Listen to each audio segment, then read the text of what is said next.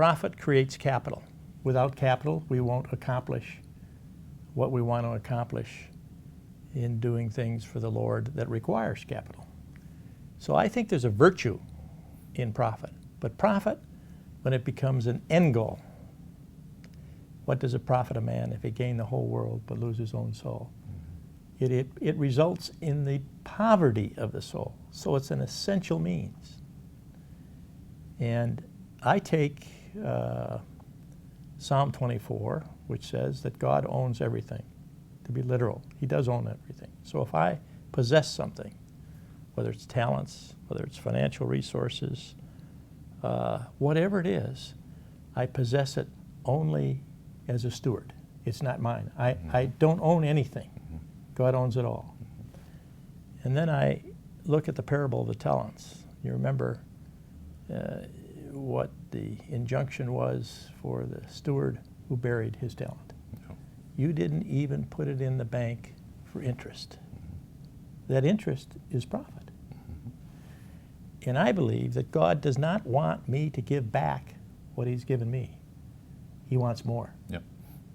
And that's the productive component that is the expectation of God. Yep. And somewhere in that parable of the unjust steward, where we're told to be friends with unjust mammon, means that we've got to deal with the practicality of money and profit in living in this world. If we're gonna flourish for God's sake. And if we allow it to become an end goal, then we have poverty of the soul. But it's an essential, absolutely essential means goal.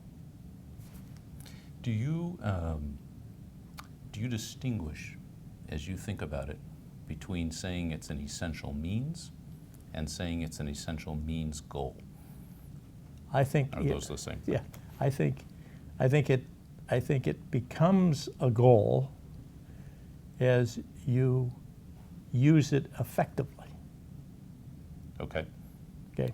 Okay. So you. If it becomes a goal and that's it. Yeah. and never enough is never enough. Right. Right.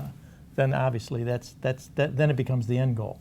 So it becomes a means goal. If Milton Friedman had come to ServiceMaster and had said, "Are you running your business toward the sort of my understanding, or Milton Friedman's understanding of profit, maximizing profit?" Yeah. Would you say no? Would you say yes?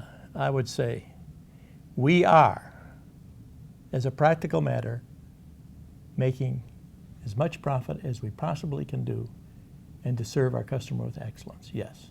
In other words, I don't believe in the either-or analysis. Okay. I think there's a lot in this world that is both and. And we don't have the luxury of saying either-or.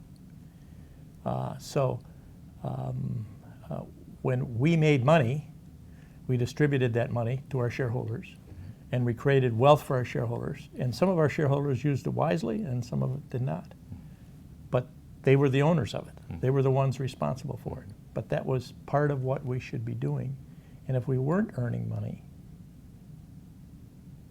we were not a business. Now, how much is too much? That's that old question. How much is too much? In over 30 years of business and earning money, I never had the how much was too much. Yeah.